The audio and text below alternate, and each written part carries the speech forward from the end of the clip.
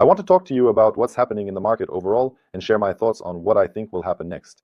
In fact, the market is still quite fresh right now, and many people believe that the bull run is over precisely because the peak price of Bitcoin coincided with this 4-year cycle.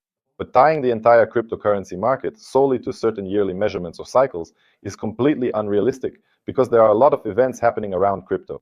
People are also used to thinking that the halving is a harbinger of a bull run.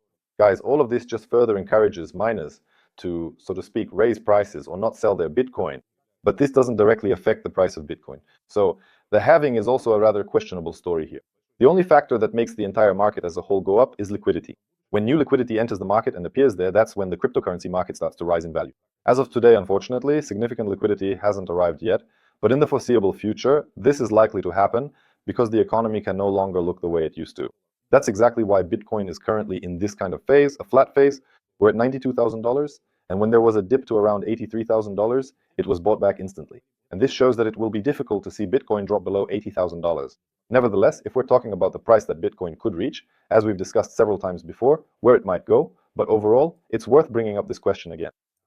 It could correct, just to get ahead of ourselves a bit, friends, to somewhere around $60,000 from the price it was trading at during the peak in October.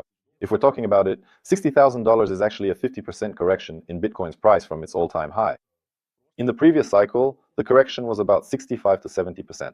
And these corrective movements from cycle to cycle are decreasing. That's why I believe that the lowest point for Bitcoin, if we see it, is definitely a buying opportunity. It's $60,000.